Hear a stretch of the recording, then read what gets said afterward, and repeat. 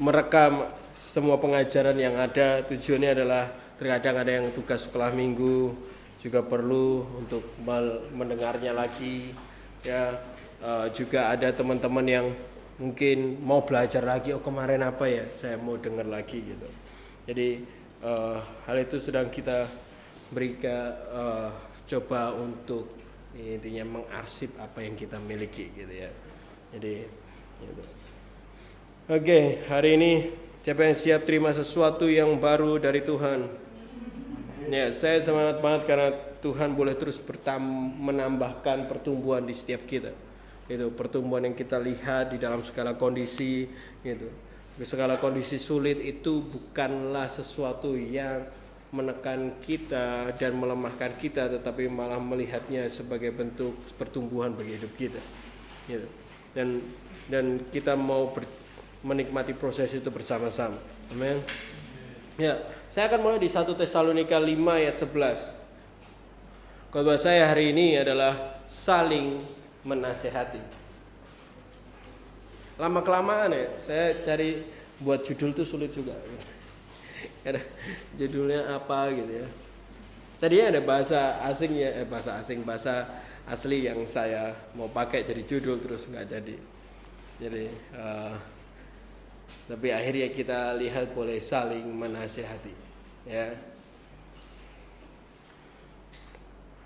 1 Tesalonika 5 ayat 11 yang sudah dapat boleh katakan amin.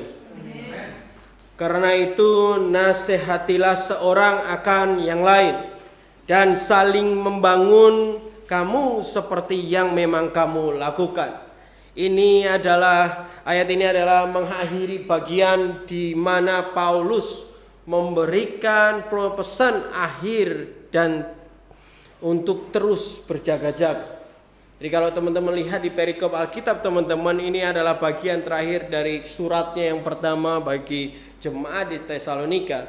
Dan inti pokok dari bagian itu adalah Paulus memberi kekuatan, penguatan dan nasihat tentang bagaimana engkau harus terus berjaga-jaga. Tapi di bagian akhir itu dia menuliskan hal ini. Karena dia tahu kita tidak akan bertahan tanpa menyadari bahwa kita harus terus berjaga-jaga.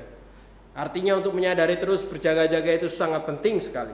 Ya, kita belajar bersama Kamis kemarin ya, bahwa musuh tidak pernah berhenti melemparkan umpannya sampai mereka mendapatkan apa yang mereka mau. Apa yang mereka mau? Jiwamu. Apa yang mereka mau? Hidupmu yang dihancurkan dan dibinasakan. Sehingga penting sekali untuk kita berjaga-jaga. Katakan berjaga-jaga. Berjaga-jagalah ya. Jadi berjaga-jaga akan apapun kemungkinan ya, dari arah manapun, bahkan musuh akan masuk di dalam hidup kita dan mencoba menghancurkan apapun yang sudah kita bangun di dalam Tuhan. Itu tujuannya. Dan di akhir dari Paulus memberikan pesan ini, dia katakan untuk saling menasihati dan membangun. Saling saling menasihati ya. Saling menasihati dan membangun memiliki peran penting dalam ketahanan kita sebagai anak Tuhan. Saling menasihati dan membangun ada peran penting untuk kita terus terjaga dari tantangan yang musuh boleh berikan kepada kita. Kenapa Paulus katakan ini? Saya rasa Paulus melihat masalah yang sampai sekarang masih terjadi, bahkan sampai di kehidupan kita saat ini. Yaitu kita mudah lengah, mudah nyantai, kan? Ada waktu-waktu di mana kita tidak lagi siap sedia. Ada waktu di mana kita merendahkan kualitas dan standar kita tanpa kita sadari. Ada waktu di mana kita akan merasa lebih kuat yang malahan membuat kita melemahkan benteng kita sendiri. Waktu kita merasa kita paling kuat dan kita sudah kuat. Kita perlu diingatkan Seringkali kita tidak sadari kita dalam kondisi lengah, bahkan itu bahayanya. Kita nggak sadari kalau kita sedang buka celah, sehingga kita perlu diingatkan, sehingga kita perlu orang lain untuk melihat dan memberitahu kita kondisi itu, kondisi kita itu. Tanpa kita bertahan bersama-sama untuk saling menasihati dan saling membangun, kita tidak satupun kita mampu bertahan di dalam hal ini. Maka Paulus menuliskan menjadi salah satu perkataan penutup dia sebelum dia melepaskan surat ini. Ketika menyadari hal ini, dan saya harap di akhir pengajaran ini kita akan menaruh nilai dan bobot lebih kepada nasihat dari saudara dan saudari kita di komunitas ini.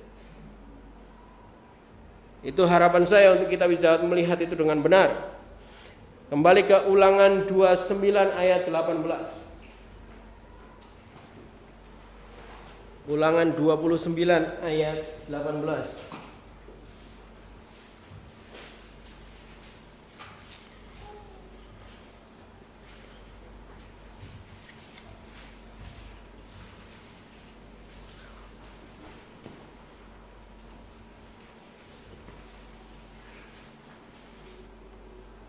Yang sudah dapat boleh katakan amin.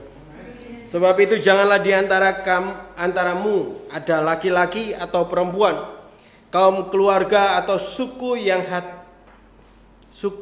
hatinya pada hari ini berpaling meninggalkan Tuhan Allah kita untuk pergi berbakti kepada Allah bangsa-bangsa itu. Janganlah di antaramu ada akar yang menghasilkan racun dan ibu. Tahu ibu enggak?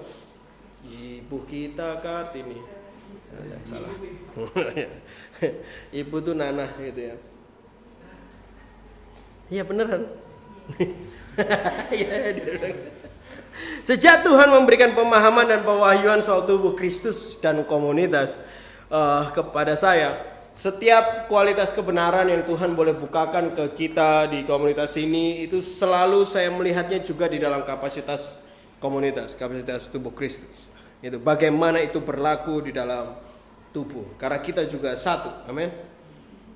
Salah satunya adalah hal ini, di mana kita harus selalu berjaga-jaga. Saya bertanya dan melihat bagaimana Tuhan boleh tambahkan ke saya untuk melihat bagaimana berjaga-jaga ini menjadi di dalam aspek tubuh Kristus, di dalam komunitas, di dalam gereja. Di dalam terjemahan lain di ayat ini dikatakan seperti ini. Jangan lengah, karena bahkan sekarang hari ini seorang pun pria atau wanita, keluarga atau suku-suku yang ada di dalam kesatuan itu, umat Tuhan, jangan berbelok hati, jangan ada yang berhenti setia, jangan ada yang melepaskan ketahanan mereka. Artinya bahwa ini peringatan yang Tuhan berikan kepada kesatuan sebuah bangsa dan umat Tuhan waktu itu. Untuk mereka di dalam kesatuan dan tidak membiarkan satu gender pun lengah. Baik laki-laki maupun perempuan. Kita enggak biarkan laki-laki, the guys, lengah. Kita enggak biarkan cewek-cewek lengah. Ya, tidak dibiarkan juga satu keluarga pun lengah dan kendor. Tidak membiarkan satu kelompok pun lengah dan buka celah. Baik rumah cowok-cowok maupun rumah cewek-cewek, kelompok apa, tim musik, kelompok-kelompok itu, pemimpin dan lainnya. Sebab satu sisi tembok saja berlubang, musuh tetap dapat masuk dan membinasakan. Betul? Itulah sebabnya kita harus pastikan bagian kita tidak melemah dan juga membantu yang lain yang dimiliki oleh saudara-saudara kita juga tidak lemah. Setiap kita punya bagian tersendiri untuk menjaga bagian kita, tapi kita juga di waktu bersamaan kita harus juga peduli terhadap keluarga kita yang lain, terhadap kondisi komunitas kita.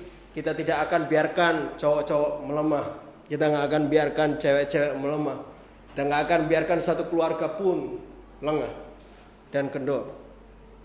Seringkali ya kita harus fokus terhadap kesulitan dan kualitas kita sendiri.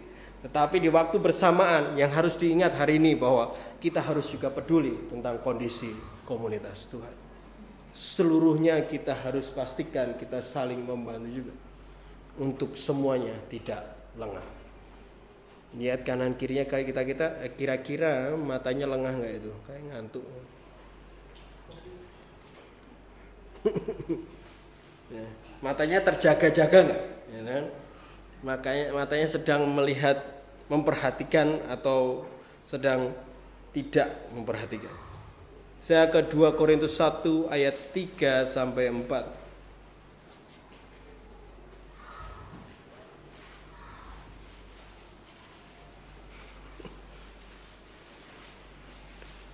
Dua Korintus 1 ayat 3 sampai 4.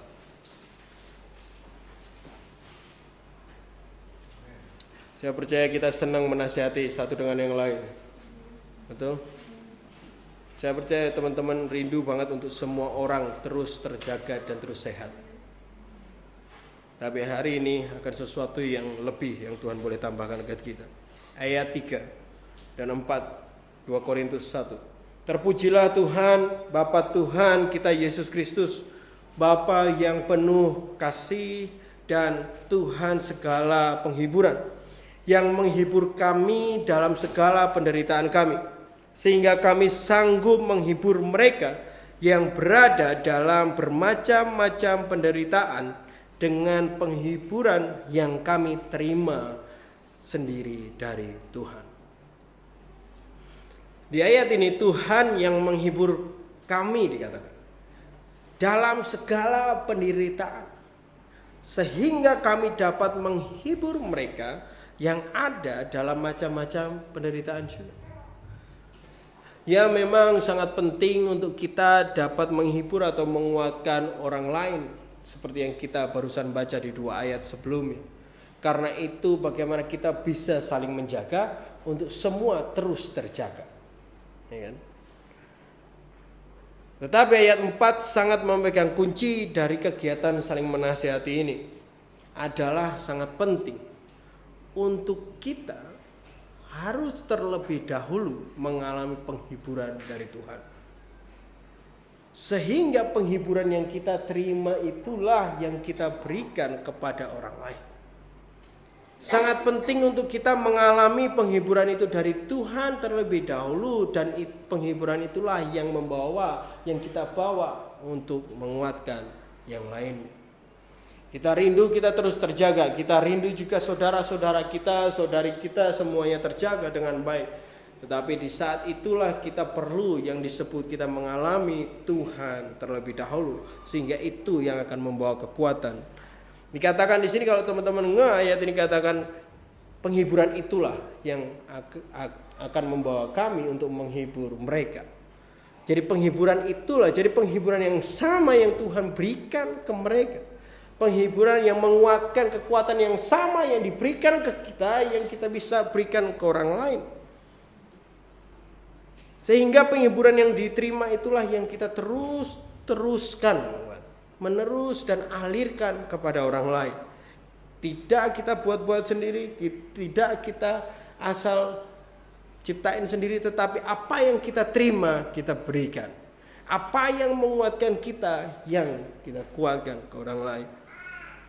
Ada kondisi yang kamu alami yang sedang menekan dan menyulitkan hidupmu. Kamu berseru kepada Tuhan dan Dia akan menolongmu. Dan ini akan menjadi pengalaman kesaksian yang kita alami secara pribadi tentang kuasa Tuhan di dalam hidup kita. Sehingga pengalaman itulah yang dapat menjadi kekuatan bagi orang lain.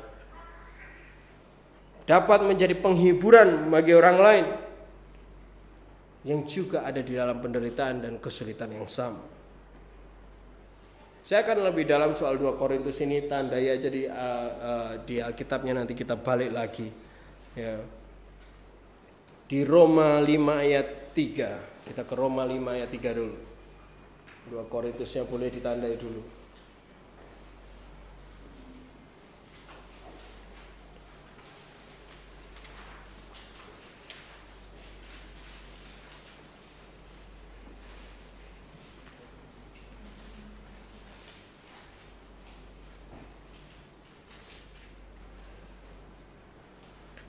Roma 5 ayat 3, dan bukan hanya itu saja, kita malah bermegah juga dalam kesengsaraan kita, karena kita tahu bahwa kesengsaraan itu menimbulkan ketekunan.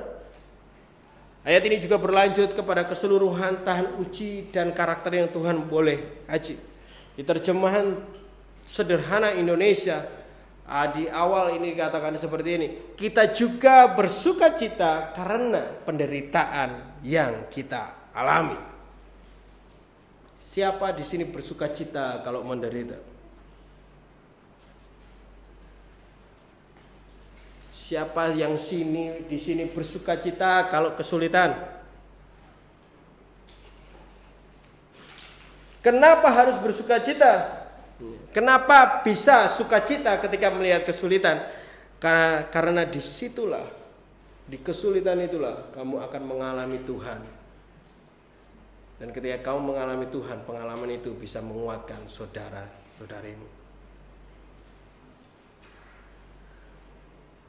Karena disitulah kamu akan mengalami penguatan dan penghiburan dari Tuhan. Dan pengalaman itu kamu juga dapat menguatkan orang lain.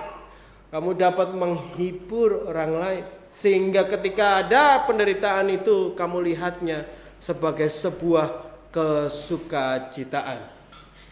Amin. Kesukacitaan yang Tuhan boleh adakan bagi hidup kita. Sekali lagi saya tanya, kalau habis ini, kalau kamu lihat kesulitan, apakah engkau bersukacita? Amin. Karena itu menjadi juga kesempatan bagi kita. Pertanyaannya adalah, apakah kamu bersukacita melewati penderitaan itu sampai Tuhan menguatkan kaki dan tanganmu? Melihat penderitaan itu menjadi suatu kesempatan untuk mengalami penghiburan bagi Tuhan. Gimana bisa dihibur kalau enggak sedih? Ya kan? Gimana bisa disembuhkan kalau enggak sakit? Gimana bisa merasakan kekuatan dari Tuhan kalau tidak mengalami kelemahan dulu? Sehingga semua pengalaman itu terjadi karena Tuhan yang boleh izinkan itu terjadi, supaya kekuatan Tuhan dinyatakan, supaya kesembuhan Tuhan dinyatakan, supaya kekuatan itu timbul bagi hidup kita, dan kekuatan itulah yang kita akan pakai untuk menguatkan saudara dan saudari kita di rumah ini. Kita lebih sering melihat penderitaan itu sebagai sesuatu yang melemahkan kita, dan cenderung lari dari tekanan dan kesulitan itu. Sebisa mungkin menghindari hal yang sulit. Kalau bisa nggak usah ujian, nggak usah skripsi, gimana? Tetapi bukan sesuatu yang menggembirakan sampai hari ini. Saya harap habis ini kita bertobat bersama-sama. Bahkan penderitaan karena Kristus sudah menjadi sesuatu yang langka untuk dikhotbahkan di gereja-gereja masa kini. Jadi seakan-akan semua akan berjalan baik dan berkat sangat ada untuk mengikuti Tuhan. Ya benar. Tapi mereka tidak paham tentang penderitaan yang juga akan datang bersama kekuatan Tuhan. Kesembuhan yang akan datang di balik kesakitan yang kita alami. Pemulihan yang terjadi dari semua kehancuran. Bahkan sampai hari ini ada orang Kristen yang percaya kalau kita sebagai orang Kristen gak harus sakit. Kita orang Kristen tidak bisa kecelakaan. Seorang Kristen kecelakaan. Ada itu, seriusan. Walaupun teman-teman ketawa. Mereka bilang karena Tuhan tidak pernah merancangkan kecelakaan. Kalau kita anak Tuhan, kita nggak akan pernah kecelakaan. Kalau kecelakaan bukan anak Tuhan. Itu yang mereka percayai. Bahkan hal-hal tersebut membentuk pikiran mereka tentang kenyamanan diri mereka sendiri lebih penting daripada karya dan rencana Tuhan terjadi dalam hidup mereka. Rencana Tuhan untuk hidupmu apa? Untuk membuat engkau seperti Kristus. Tetapi dalam proses untuk menjadikan engkau serupa sama Kristus, itu perlu ada tindakan yang dia lakukan. Dan tindakan itu sepenuhnya seperti rencananya. Bukan kenyamanan kita yang lebih didahulukan. Mulai saat ini kita harus berubah. Kesaksian sedang dibangun di dalam hidupmu melalui penderitaan yang kita alami. Kekuatan Tuhan sedang diperlihatkan dari kejadian-kejadian di dalam hidupmu dan di hari-harimu saat ini. Kekuatan Tuhan sedang diperlihatkan juga dan sedang dinyatakan melalui pengampunan dan kasih karunia di dalam hidup kita. Bahkan di dalam kebodohan-kebodohan keputusan yang kita lakukan. Pengampunannya masih ada untuk engkau dan setia di situ. Bersukacitalah saat penderitaan datang. Bersukacitalah karena itu kesempatan kita. Nah, pertanyaannya muncul terus. Pertanyaannya, apa kira-kira yang dimaksud penderitaan ini? Apakah semua kesulitan yang kita hadapi seperti ngerjain tugas kuliah nggak bisa? Aku menderita sekali, aku nggak tahu ini jawabnya gimana. Seperti putus pacar, atau kasih tak sampai, atau cinta yang tidak ditepuk, artinya tepuk sebelah tangan. Atau kesulitan kalau dagangan nggak laku, kesulitan Holy Ground sepi, atau kesulitan lain. Apa semua kesulitan yang kita hadapi setiap hari? Apakah itu atau yang lain? Mau tahu teman-teman? Ada yang mau tahu nggak nih? Nggak ada yang mau tahu, nggak tak terusin ini. Kan kita harus bersukacita terhadap kesulitan dan penderitaan yang datang. Nah, kesulitan yang mana yang dimaksud gitu ya? Markus 13 ayat 19. Markus 13 ayat 19.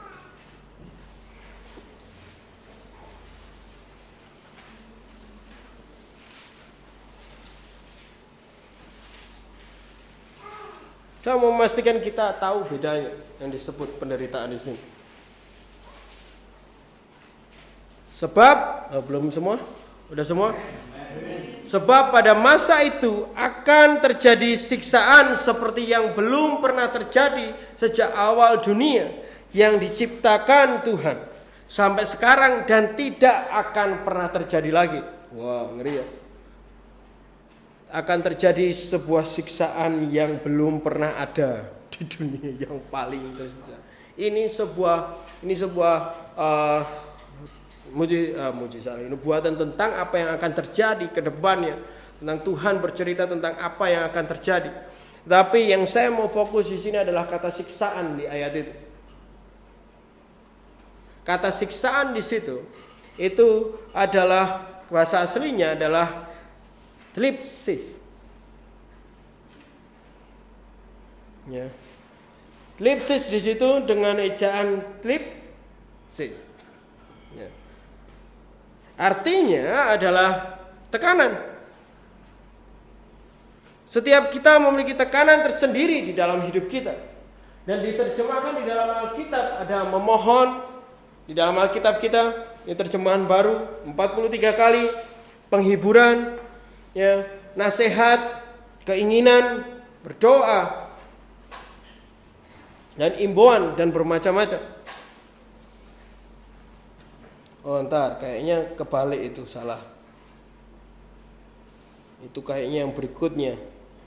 Memohon itu tidak diterjemahkan jadi itu. Itu harusnya yang menjadi tekanan dan kebalik kan. Yang di bawahnya itu tipsis itu diterjemahkan kesengsaraan, ya, kesusahan, derita, penganiayaan, ya, terbebani dan menderita. Itu adalah yang kita sebut tipsis.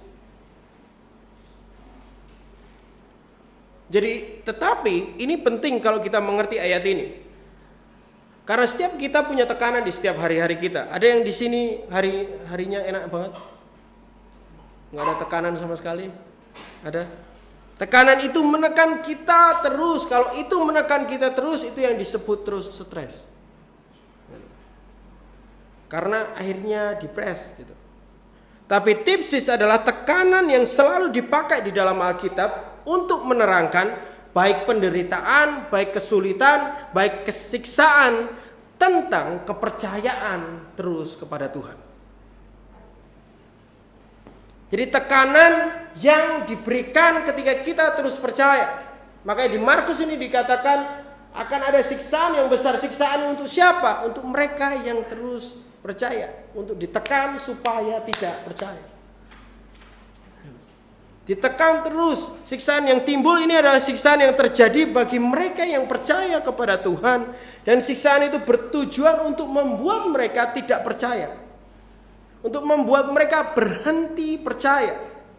Penderitaan yang terjadi karena tekanan untuk kita tidak lagi bahkan lihat dan percaya akan apa yang Tuhan pernah ngomong ke kita. Tekanan yang pada akhirnya menjadi penderitaan bagi kita karena akhirnya membuat kita sulit di dalam hidup kita untuk bahasa sekarang galau. Jadi malah jadi bimbang, jadi nggak benar-benar percaya tekanan-tekanan itu. Ya. Untuk bertujuan menghentikan bahkan untuk kita berhenti untuk percaya. Kesulitan yang kita alami untuk bertahan percaya akan apa yang Tuhan bahkan katakan kepada kita pribadi. Saudara banyak di sini pernah mengalami ini. Yang pernah katakan amin. Bahkan mungkin hari ini kamu sedang mengalami penderitaan ini. Menderita karena kamu sulit sekali merasakan enggak lega, kamu merasakan tidak damai karena sebenarnya di dalam hatimu ada kebimbangan, ada keraguan yang dihasilkan dari tekanan yang timbul untuk menekan kamu supaya kamu berhenti percaya. Ini adalah kata yang sama yang dipakai di 2 Korintus 1 tadi, di ayat 4 tadi. Penghiburan yang dimaksudkan di dalam 2 Korintus tadi adalah penghiburan Tuhan, penghiburan yang Tuhan berikan kepada kita untuk kita bertahan percaya sama apa yang Dia katakan. Bertahan dari tekanan yang menggoyahkan kepercayaan kita. Seberapa sering kita tertekan di dalam hati ini. Ketika engkau pengen percaya tapi merasakan sakit kadang. Kita menderita karena itu kayak tersiksa akhirnya karena keraguan kita sendiri. Kita tersiksa karena kita sulit untuk terus percaya di dalam itu. Salah satu tekanan itu Pak Bran menjelaskan secara luar biasa kemarin Kamis. Hawa mengawali dengan percaya. Masih ingat? Dia ngomong sama si ular, dia percaya banget. Dia ngomong apa yang Tuhan ngomong. Ditekan pikirannya sama si musuh. Dan akhirnya tidak percaya. Setelah tekanan itu. Padahal cuma ditekan dikit aja. Tekanan lain mungkin muncul dari orang tua bagi kamu hari ini. Dari keluarga atau teman-teman yang lain. Tahu nggak kata lain orang yang tadinya percaya menjadi tidak percaya apa? Tidak setia. Tetapi orang yang terus percaya disebut setia. Kamu hamba yang setia. Baik dan setia. Atau mau kebalik, kamu hamba yang jahat dan tidak setia. Tetapi ya, orang yang setia adalah orang yang tidak berubah percayanya apapun tekanannya. Orang yang setia yang tidak berubah percayanya apapun pertanyaan yang diberikan kepada kepercayaanmu. Orang yang setia, orang yang tidak berubah apapun tantangan, tetap percaya. Apapun kesulitan yang timbul untuk terhadap firman yang kamu udah dengar, disitulah penderitaan ini. Sehingga ketika kita bilang Tuhan yang telah menghiburku, yang menguatkan aku. Saya mau kita ke ayat itu lagi, 2 Korintus 1 ayat 3 sampai 4. Saya mau kita baca lagi dengan pemahaman yang baru sekarang tentang penderitaan. Ayat 3. Terpujilah Tuhan, Bapa Tuhan kita Yesus Kristus, Bapa yang penuh belas kasihan dan Tuhan sumber segala penghiburan. Dikatakan Tuhan sumber segala penghiburan. Yang menghibur kami, yang menghibur kita dalam segala penderitaan kita, sehingga kita sanggup menghibur mereka yang juga di dalam tekanan. Kalau saya mau ubah sedikit dengan pemahaman tentang penderitaan yang barusan, ayat 4 jadi begini. Yang menghibur kami di dalam segala ketidakpercayaan kami. Yang menguatkan kami di dalam segala keraguan kami. Sehingga kami dapat menguatkan dan membuat teman kami yang juga tidak percaya menjadi percaya. Membuat teman kami yang ragu jadi percaya kembali. Itu yang Tuhan sedang mau berikan kepada kita hari ini. Kata penghiburan di sini diterjemah di bahasa aslinya namanya parakaleo. Ini dari dua kata, para dan kaleo. Artinya adalah, ini disebutkan beberapa kali. Saya jadi kebalik keterangannya, jadi bacanya bolak-balik ya. Diterjemahkan seperti memohon, penghiburan atau nasihat. Sehingga tadi di 1 Tesalonika itu kata yang sama, tapi diterjemahkan jadi nasihat. Dikatakan juga diterjemahkan menjadi keinginan dan berdoa, ya, himbauan dan bermacam-macam beberapa kata lain. Kata ini juga yang diterjemahkan menjadi nasihat di 1 Tesalonika tadi. Parakaleo lebih mudahnya kalau mau diterjemahkan secara kalimat ini menjadi gini. Maksudnya adalah untuk menarik atau mendekatkan seseorang ke sisi kita. Jadi menghibur itu adalah menarik orang itu semakin dekat kepada kita. Tuhan bilang, dia Tuhan yang sumber dari seluruh penghiburan itu, menghiburkan aku dari keraguanku. Itu artinya bahwa Tuhan yang sumber penghiburan itu sedang mendekatkan aku di sisinya, di dalam keraguan dan ketidakpercayaanku, sehingga aku percaya kembali. Dan di dalam percaya itu aku membantu saudara-saudaraku untuk percaya kembali. Untuk membantu orang lain berjalan benar kembali. Yang ini saya boleh minta tolong satu orang, Stanley. Pada waktu kita mengawali percaya, ya kan, kita jalan seperti bagaimana di gambar ini, kita punya track, kita jalan semangat gitu. Jalan ini nggak bisa panjang, jadi dia bolak-balik terus.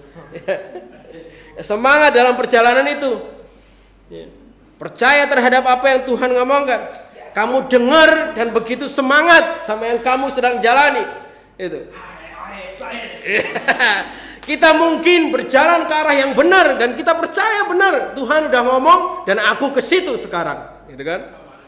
Ya, itu ke jalur yang benar-benar yang Tuhan berikan. Tapi di pertengahan kamu mulai ragu, sudah jalan lama, ini benar nggak jalannya?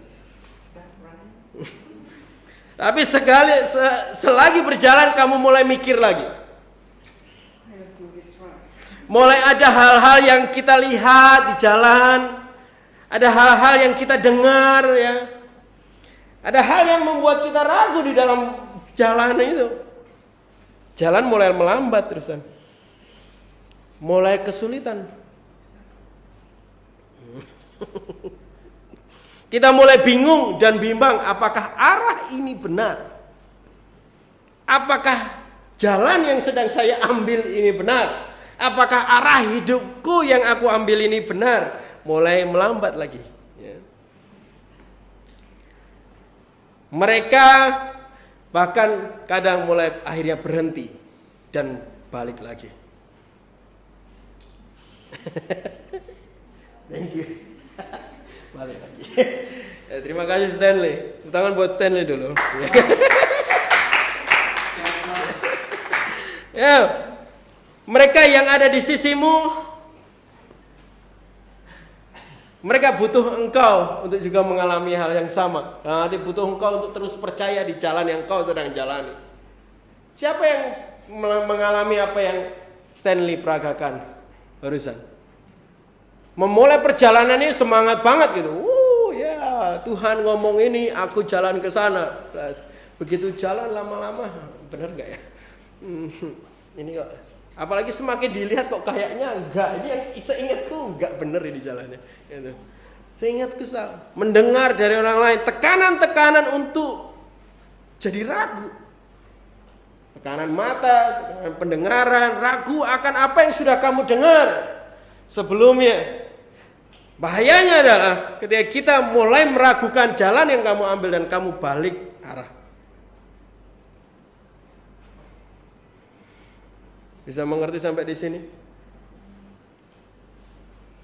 Mereka yang ada di sisimu harus mereka yang sudah mengalami pengalaman.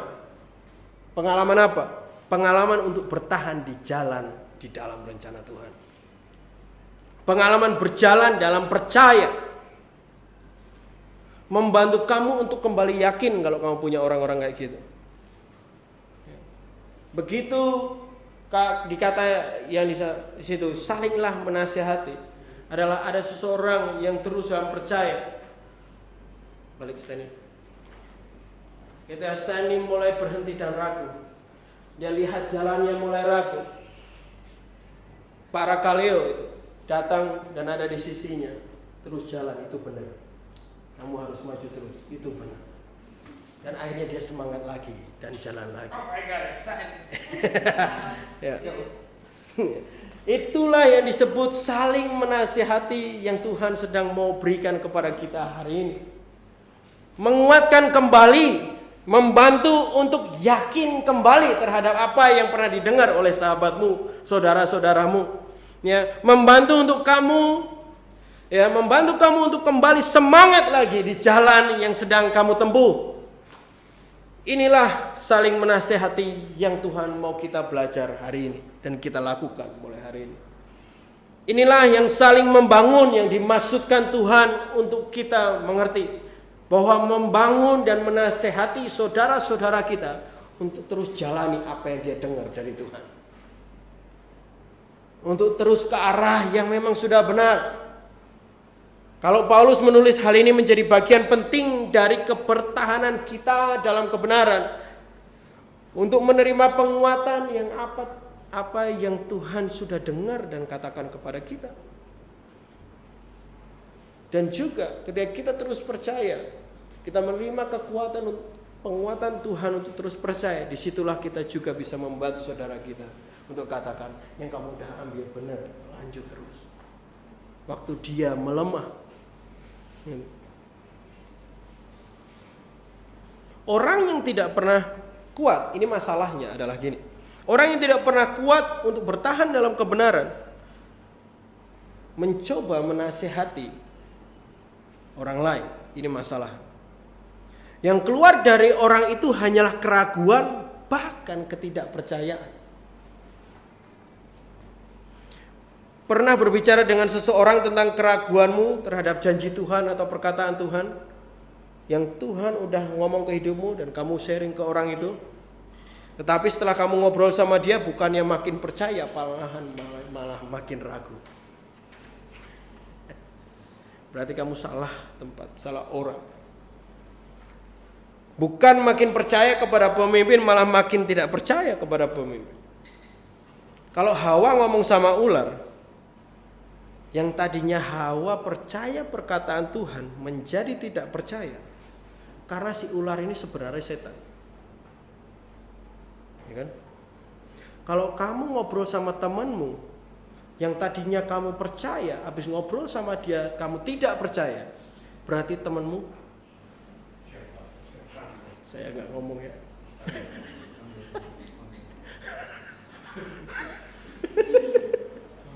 Ya, saya ulangi lagi ya. Kalau Hawa yang tadinya percaya benar sama yang Tuhan ngomongin, habis ngomong sama setan, jadi tidak percaya karena si ular itu ternyata si setan. Ya, kalau kamu ngobrol sama temanmu, tadinya sedikit percaya walaupun agak ragu, habis ngobrol sama temanmu jadi tidak percaya sama sekali, berarti temanmu setan. Ya. Kalau kita mengerti dua hal yang dapat membantu kita hal ini adalah saat kita di dalam kondisi penderitaan yang dimaksudkan di sini, menderita karena kita ragu terhadap Tuhan dan kita bergumul di dalam ini. Pernah merasakan hal ini? Kamu ragu terhadap perkataan Tuhan, mulai nggak yakin terhadap apa yang Tuhan katakan. Enak nggak? Enggak. Siksa rasanya, kayak sakit, kayak bingung, kayak nggak tahu. Dan itu melemahkan semua hal, melemahkan wajah kita, bahkan melemahkan etos kerja kita, bahkan melemahkan fokusan kita, melemahkan semua hal. Dan itu penderitaan. Kondisi di mana kita sedang teruji, diuji dan ditekan terhadap apa yang kita percayai sebelumnya terhadap Tuhan. Kamu dapat mencari atau memberi ruang untuk seseorang yang tepat untuk menguatkan kamu. Sehingga yang muncul dari hal itu adalah kekuatan baru untuk menjalani yang sedang kamu jalani saat ini. Yang kedua adalah ini juga dapat membantu kehidupan kita untuk menguatkan saudara dan saudari kita di komunitas ini. Pengalamanmu dikuatkan di dalam percayamu, itulah yang akan menguatkan saudaramu bahwa yang mereka jalani juga benar. Nasihat yang kita berikan harus bertujuan untuk membuat mereka semakin percaya atau kembali percaya pada hati dan kehendak Tuhan. Perkataan kita kepada dia harus berfokus untuk dia kembali, teman-teman kita ini kembali percaya, kembali kuat dan berjalan, kembali fokus kepada panggilan yang Tuhan berikan, kembali fokus terhadap tujuan yang Tuhan berikan bagi hidup mereka, mengingatkan kembali bahwa jalan yang mereka sedang jalani itu benar, jangan ragu apapun yang kamu lihat. Bantu saudara dan saudarimu, bantu mereka untuk terus percaya. Ada pantun seperti ini. Petir bukan sembarang petir. Jaga. Nongkrong di rumah bersama-sama. Ayo kawan berhenti khawatir. Khawatir dirubah jadi percaya. Ya kan? Markus 9 ayat 23.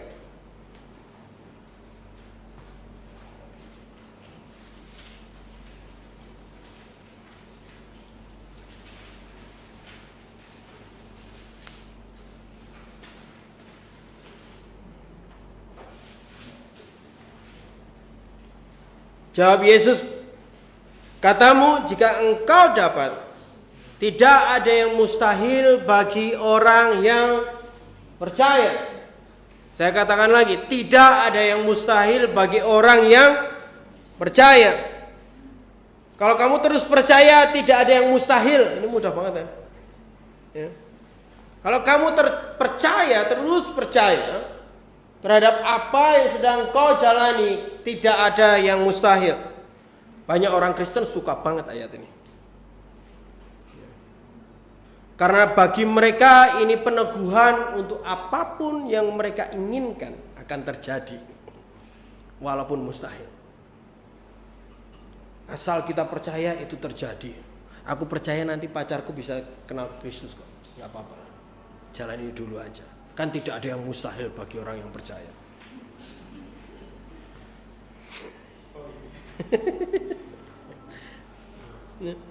Masalahnya adalah yang Tuhan sedang akan lakukan di dalam cerita ini adalah apa yang Tuhan kehendaki untuk terjadi dan dilakukan.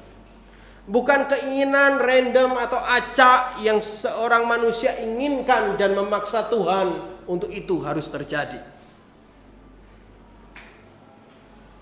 Dan orang yang berhadapan dengan Tuhan di dalam cerita ini, dia sedang ada masalah dalam ketidakpercayaan mereka. Dia katakan murid-muridnya, karena kamu angkatan yang gak percaya. Sebenarnya yang sedang Tuhan omongkan ini soal ketidakpercayaan, soal keraguan. Dikatakan kalau kamu gak ragu, kamu akan mengalami yang mustahil sekalipun. Ketidakpercayaan terhadap kehendak Tuhan sering terjadi dalam hidup kita ketika kita menjalani jalan yang sedang kita mau ambil dan sedang kita lakukan. Kita mudah untuk percaya akan kehendak kita sendiri, tapi bukan kehendak Tuhan. Kita percaya tentang apa yang dipikirkan kita sendiri, tetapi bukan apa yang dipikirkan Tuhan. Siapa yang sudah dengar tentang apa yang Tuhan kehendaki untuk hidupmu? Mustahil nggak? Mustahil Tuhan dapat memakai aku untuk membesarkan generasi-generasi bagi Tuhan. Sampai hari ini aku jomblo. Gimana aku bisa membesarkan generasi bagi Tuhan? Mustahil Tuhan kalau aku dapat mengembalakan, kasih jawaban untuk masalahku sendiri aja aku kadang sulit, apalagi aku bisa menolong orang lain untuk mengembalakan. Yang Tuhan kehendaki bagi hidupmu terlihat mustahil, ya memang. Itulah kenapa Tuhan katakan hal ini. Kalau kamu percaya, kamu bisa terjadi. Artinya kalau kamu terus ada di jalan yang kamu sedang jalani, kamu sampai kepada tujuan yang kamu dengar kemarin dari Tuhan. Untuk terus percaya di dalam jalan itu. Apa artinya untuk percaya? Terus berjalan aja ke arah tempat yang Dia sudah katakan dan berikan kepadamu saat ini. Terus berjalan di dalam perkataan-perkataan Tuhan itu. Terus ada di dalam firman-Nya itu. Percaya sama yang Dia katakan. Dan percaya sama proses yang Dia lakukan. Ke arah yang Dia tentukan. Dan pada akhirnya semua akan sampai kepada garis akhir. Yang walaupun nampaknya saat ini mustahil. Karena tidak ada yang mustahil bagi yang percaya. Percaya terus sama yang Dia pernah katakan sama kamu mungkin setahun lalu, 2 tahun lalu, yang sedang kamu jalani hari ini. Ya, kadang bangun pagi penuh keraguan terhadap hal itu. Apakah itu benar-benar terjadi? Apakah suamiku bisa pulih? Apakah keluargaku bisa pulih? Apakah aku benar akan melahirkan generasi bagi Tuhan? Apakah aku akan benar-benar mengembalakan aku? Apakah ada fungsi dari hidupku ini? Saya mau katakan terus percaya. Terus hidup dari percaya itu. Dan percaya itu akan menghidupi engkau. Percaya itu yang akan menghidupi engkau, yang akan membawa engkau menghidupkan temanmu juga.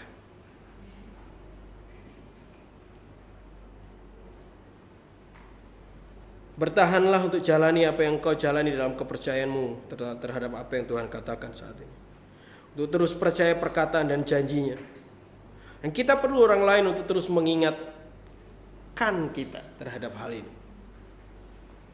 Butuh mereka untuk menjaga arah kita. Butuh mereka untuk terus percaya. Lihat kanan kirimu, kamu butuh mereka. Kamu butuh orang itu. Kamu butuh saudara dan saudari kita di tempat ini untuk menyadarkan kita kalau kita belok atau kalau kita berhenti.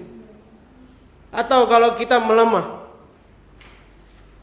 Atau kalau kita ragu, melemah karena kita mulai ragu, mulai mikir apakah benar yang kita sedang jalani.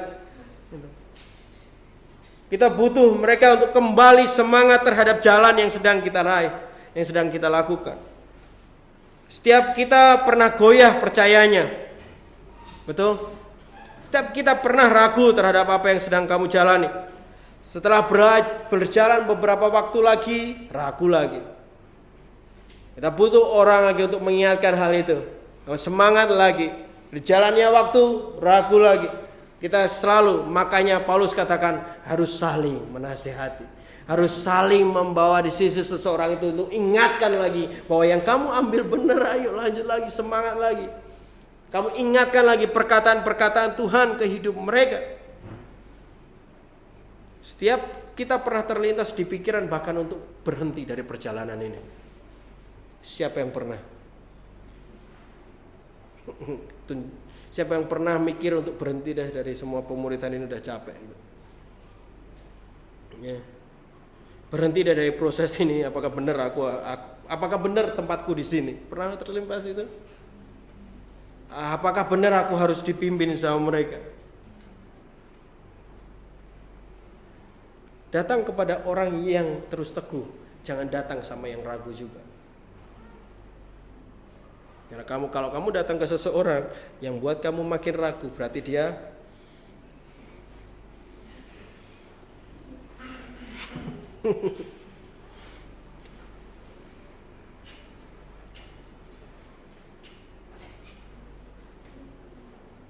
lihat ini. Kenapa kamu pernah terlintas untuk berhenti di pikiranmu? Tapi kenapa sampai hari ini kamu terus jalan? Karena ada orang-orang yang percaya yang dapat kamu lihat, yang terus jalan juga. Ada kekuatan baru dari saudara kita. Ada kekuatan baru dari nasihat yang membantu kita mengingatkan tentang kehendak Tuhan di dalam hidup kita. Ada kekuatan baru dan nasihat dari saudara-saudara kita yang membantu kita untuk kembali yakin kepada perkataan Tuhan bagi hidup kita. Saya kasihan sama Adam dan Hawa sebenarnya, karena mereka sendiri. Jadi waktu godaan datang, gak ada komunitas yang bantu ngingetin. Ya kan?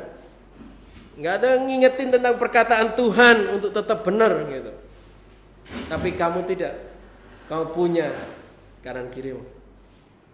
Kamu punya keluarga di tempat ini. Kamu punya komunitas ini. Gitu. Jadi kita bisa saling mengingatkan, menasehati untuk terus hidup benar. Menasehati di dalam kesulitan keraguan yang kita alami bersama-sama. Terbuka terhadap apa yang kau alami. Terakhir di Ibrani 10 ayat 24.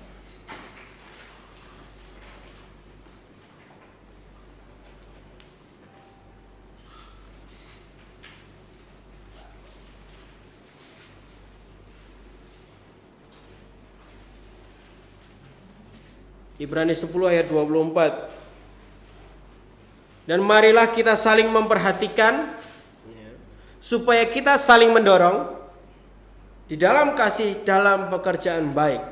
Pertanyaan ini yang penting, Mak. Biarlah kita saling memperhatikan. Yang pertama, sehingga kita bisa saling mendorong di dalam kasih. Kita lebih sering memperhatikan hal lain di dalam kehidupan orang banyak di luar sana.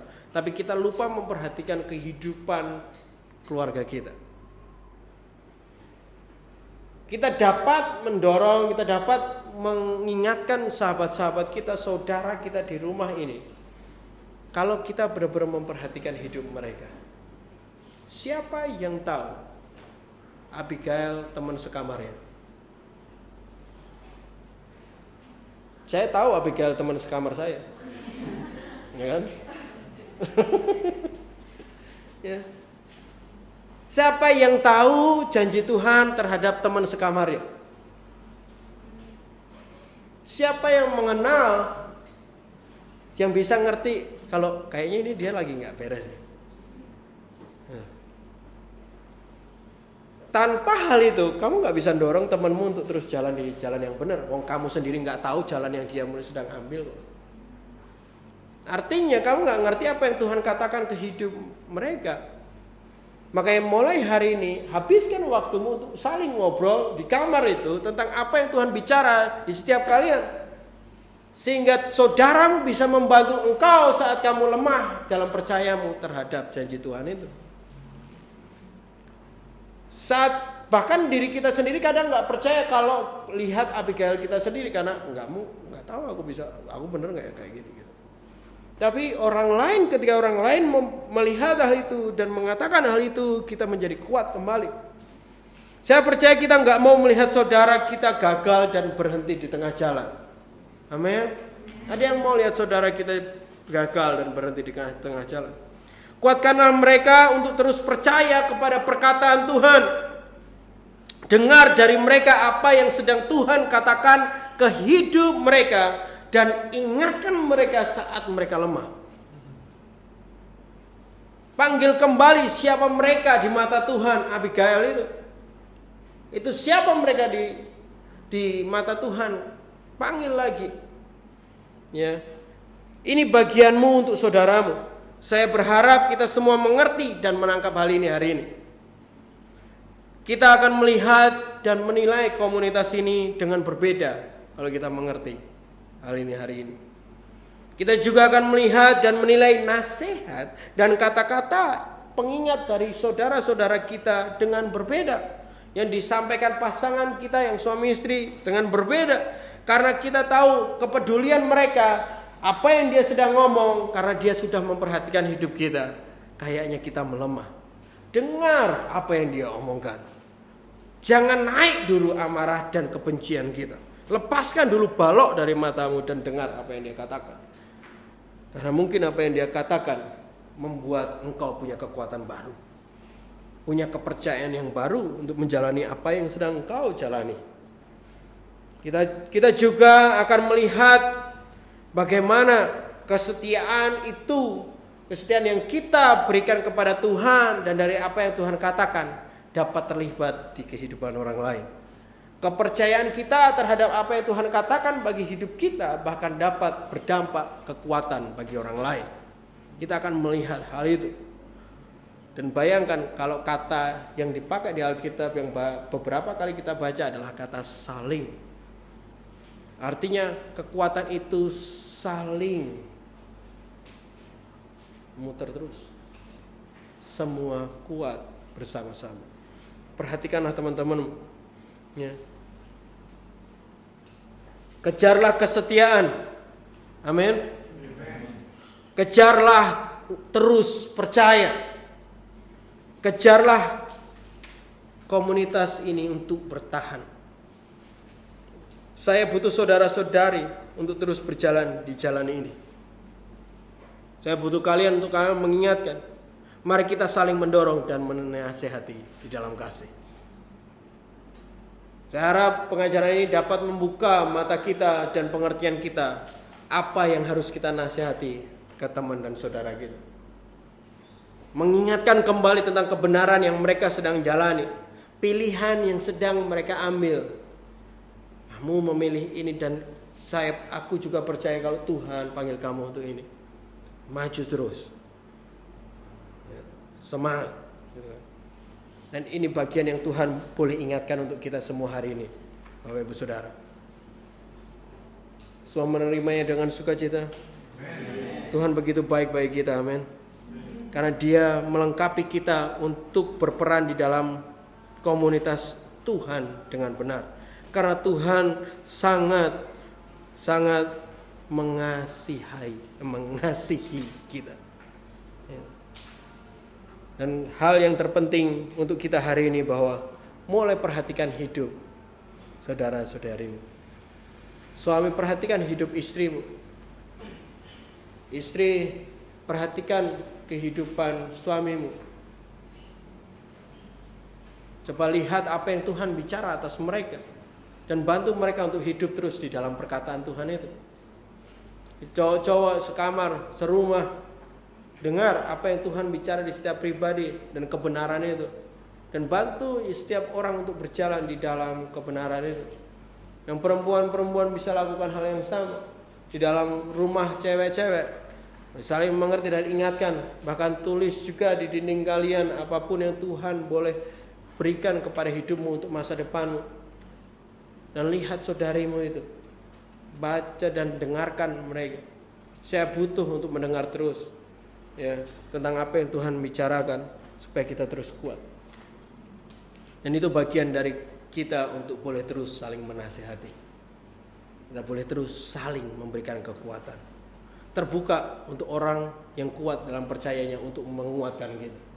Terbuka untuk mereka yang terus berjalan di dalam iman mereka untuk membantu kita terus berjalan di dalam iman kita. Buka hidupmu, berikan apa yang Tuhan ngomong ke kamu. Dan dengan harapan, waktu aku lemah, ingatkan aku ya. Waktu aku bingung, ingatkan aku. Waktu aku mulai ragu, ingatkan aku tentang hal ini. Karena tidak ada yang mustahil bagi mereka yang percaya. Karena dengan itulah kita akan terus percaya. Amin. Pedro boleh berdoa untuk kita.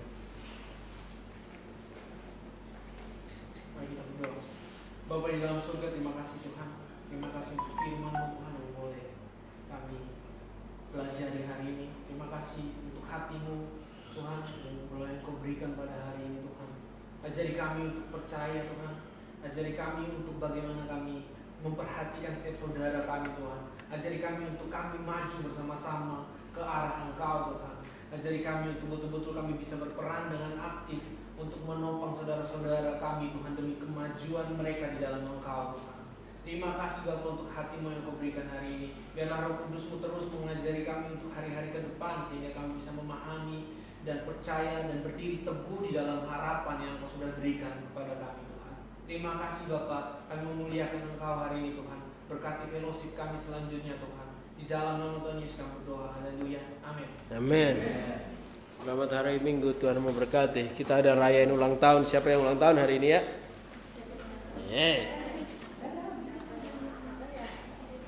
Apa ya? Siapa yang